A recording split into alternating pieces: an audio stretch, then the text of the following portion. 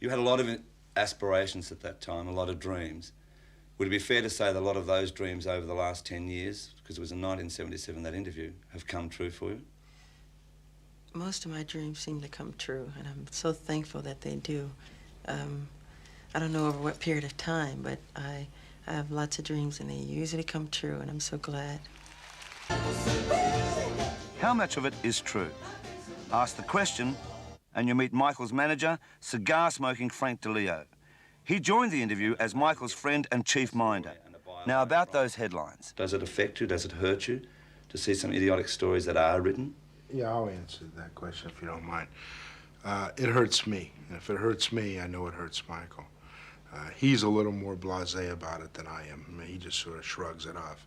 But I find it very terrible that some of the stuff that is written, particularly about plastic surgery, and it's the majority of it, not the majority, all of it is garbage and rubbish.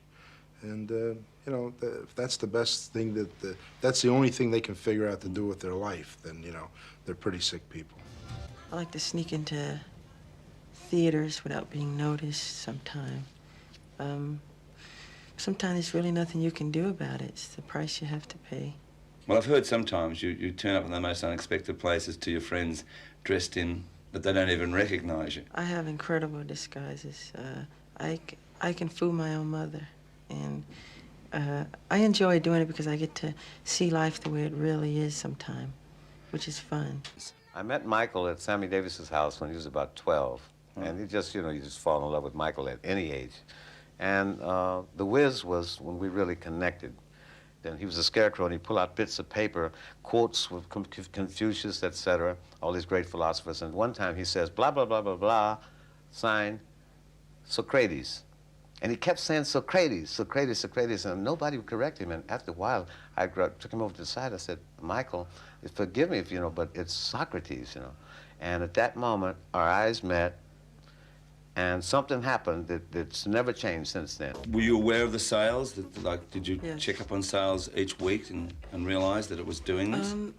I pretty much did the album and just sat back and watched because it was another one of my dreams. I knew it was going to do what it did. Did that amuse you that people were, or did it flatter you that people were trying to do your dance steps? And I always love watching that, especially the children when they wear all the gear and everything and imitate me. I think it's fun. It's done in good taste. It's fun. Yeah, I love children and animals and Quincy and Frank. Quincy. And that's what's so wonderful about traveling. I get to see all the cultures and people and the children. It's wonderful. It's my greatest inspiration, I would say.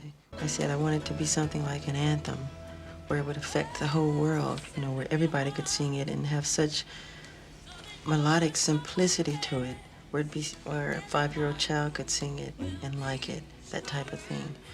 And as I remember waking up from my sleep the next morning, before putting it down, really, most of the song was there, and I went in the studio and kind of did a demo and presented it. And first Quincy asked me to do it with Lionel, And I remember calling Quincy, telling him I had the tape, and then Lionel put some lyric to it, and I hate saying who did what, but it always sounds no, it's so... something of interest, though. Michael spent 6 years making Bad sound exceptionally good.